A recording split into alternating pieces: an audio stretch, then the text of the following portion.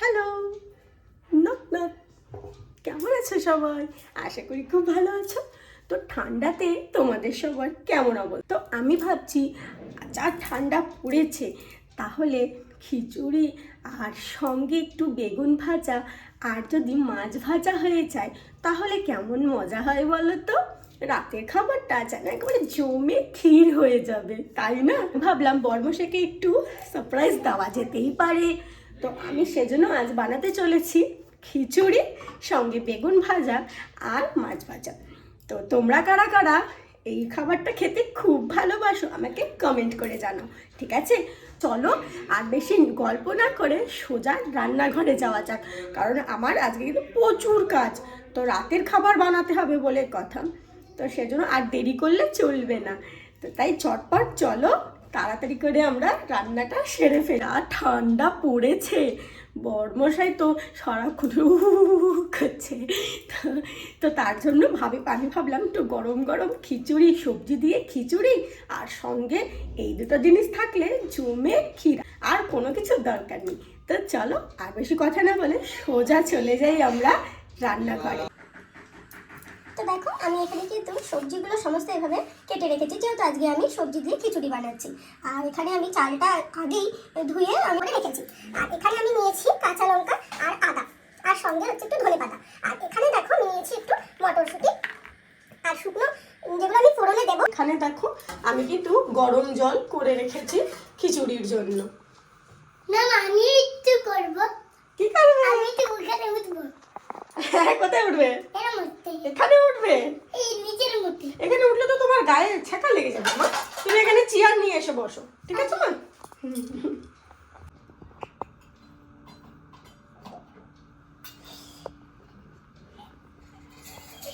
তুমি কি বলবে? আমরা কিন্তু এই রান্না করতে বসে গেছি। মাম্মা রান্না করছে আর আমি এখানে বসে বসে দেখছি। সব জিনিসে হাত দিয়ে দিচ্ছে। আরে মটরশুঁটি গুলো কে ছুলে দিয়েছে? মটরশুঁটি গুলো আমরা দাদা ওটা খুলে দিয়েছে আর আমি ওটা প্লেটে দিয়েছি। আচ্ছা, মানে তুমি আর দাদা মিলে ছাড়িয়েছো, তাই তো? দাদা ছাড়িয়ে দিয়েছে আর আমি করেছি। আচ্ছা,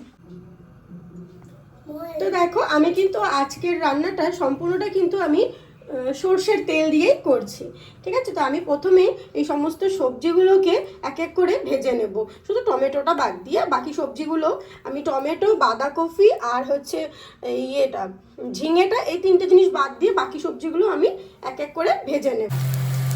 দেখো আমি এখানে কিন্তু আলুগুলো আগে ভেজে নিচ্ছি। আমি এইভাবে কেটেছিলাম আলুগুলো। এবার আমি এতে একটু হালকা হলুদ আর একটু লবণ দিয়ে দেবো।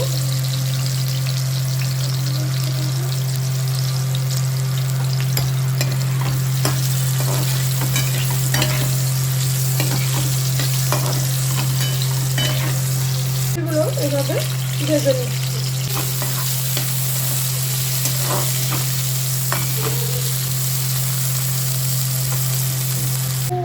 তো দেখো আমার কিন্তু সবজিটা ভাজা হয়ে গেছে, আর একটু তেল দিয়ে নেব এবং আমি খিচুড়িটা বসিয়ে ফেলবো। তো এবার আমি দেখো ফোড়নের জন্য রাখা এই গোটা মশলাগুলো তেলে দিয়ে একটু ভেজে নেব এবং তারপর কেটে রাখা এই টমেটোগুলো দিয়ে আমি টমেটোটাও কিন্তু একটু ভেজে নেব।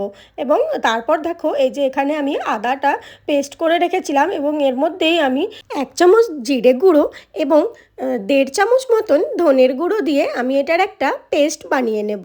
কারণ আমি যেহেতু গুঁড়ো মশলা দিয়ে করছি, এভাবে একটা পেস্ট বানিয়ে নিলে আমার কিন্তু মশলাটা খুবই ঘন এবং সুন্দর হয়ে যাবে। তো সে কারণেই দেখো, আর এরপর আমি হচ্ছে মশলাটা এইভাবে সুন্দর করে ভেজে নেব।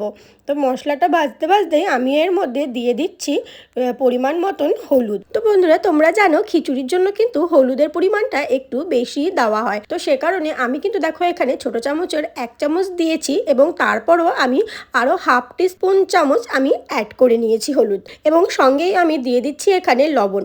এবং লবণের পরিমাণটা কিন্তু আমি এখানে একবারেই বেশি দিয়েছি, কারণ আমি আর পরে লবণটা দেব না। তো তাই আমি একেবারেই লবণটা দিয়ে নিয়েছি। তো দেখো আমি এখানে কিন্তু এতটাই লবণ আমি দিয়েছি। তো তোমরা তোমাদের স্বাদ মতন লবণটা একটু দিয়ে নেবে।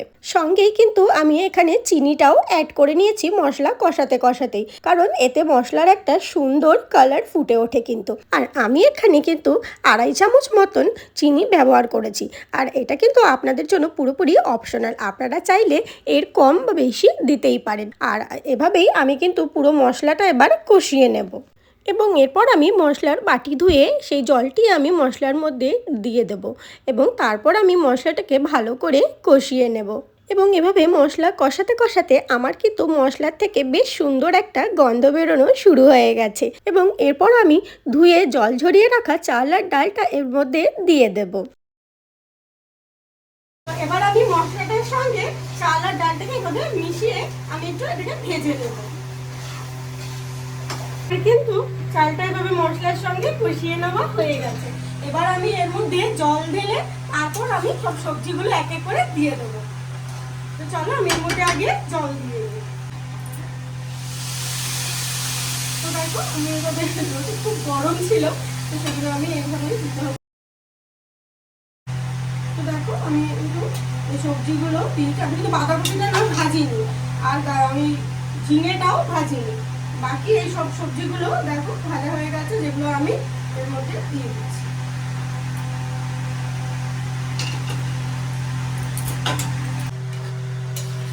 এবার আমি এতে জল দিয়ে দেবো। দেখো আমি কিন্তু খিচুড়িতে গরম জলটাই ব্যবহার করেছি, কারণ গরম জল দিলে খিচুড়িতে কিন্তু স্বাদটা আরও অনেক বেড়ে যায়। ধুয়ে রাখা মটরশুঁটিগুলো দিয়ে দেব। এরপর ভালোভাবে খিচুড়িটা নাড়াচাড়া করে ঢেকে দেব। তো এবার আমি দেখো এতে কিন্তু ঢাকা দিয়ে দেব এবং এটাকে হতে ছেড়ে দেবো। তো চলো আমার খিচুড়ি তো আমি বসিয়ে দিয়েছি। এবার আমার যেটা করণীয় সেটা হলো আমি বেগুন ভাজা এবং মাছ ভাজার জন্য মাছটা আমাকে আগে কেটে নিতে হবে, কারণ আমার মাছটা কাটা নেই। আজ আমি মাছ ভাজার জন্য দেখো এরকম খোকা ইলিশ বা খয়রা ইলিশটা নিয়েছি। এদিকে দেখো আমার কিন্তু খিচুড়ি প্রায়ই হয়ে গেছে। তো এরপর আমি এতে গরম মশলা এবং ঘি দিয়ে খিচুড়িটা নামিয়ে নেব। তো চলো এবার গরম মশলাটা দেওয়া যাক। আমি কিন্তু এখানে 1.5 চামচ মতন গরম মশলা ব্যবহার করেছি। তো দেখো এই এই কাঁচা লঙ্কাগুলো আমি এবার এর মধ্যে দিয়ে দেবো, আর এই ধনে পাতাটাও আমি দিয়ে দেবো।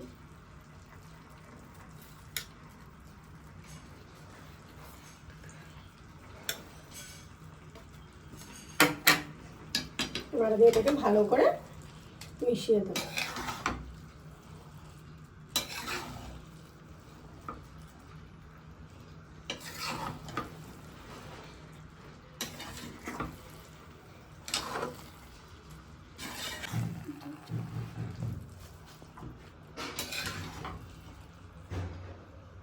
তো দেখো আমার কিন্তু খিচুড়ি প্রায় রেডি হয়ে গেছে। আমি আর মিনিট 5 রেখেই তারপর এটাকে নামিয়ে নেব ঘি দিয়ে। দেখো আমার কিন্তু খিচুড়িটা হয়ে গেছে। তো এবার আমি ঘি দিয়ে খিচুড়িটাকে নামিয়ে নেব। তো আমি দেখো এতটা পরিমাণের ঘি দিচ্ছি, কারণ আমি বরাবরই ঘিটা খেতে একটু বেশি ভালোবাসি। তো সে কারণে আমি এতটা পরিমাণে দিচ্ছি। তোমরা চাইলে এর থেকে একটু কম বা বেশিও দিতে পারো। দেখো আমার কিন্তু খিচুড়ি গরম গরম সার্ভ করার জন্য রেডি হয়ে গেছে। তো আমি ভাবলাম তাহলে সব থেকে আগে আমি আমার বড়মশাইকে একটু খাইয়ে টেস্ট করিয়ে দেখাই যে কেমন হয়েছে। ওই বলবে যে কেমন হয়েছে খেতে।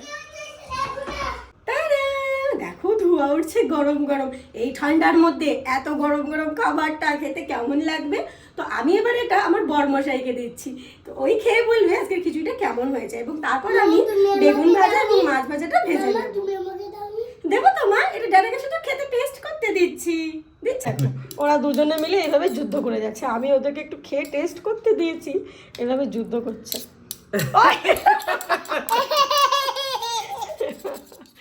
এতে ধরতে করতেছে কেন তুমি?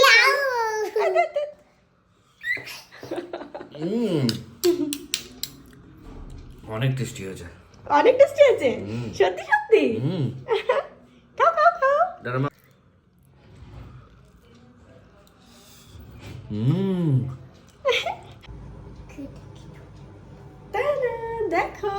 তো আমার আজকের খিচুড়ি সঙ্গে মাছ ভাজা আর বেগুন ভাজা আর একটু আচার।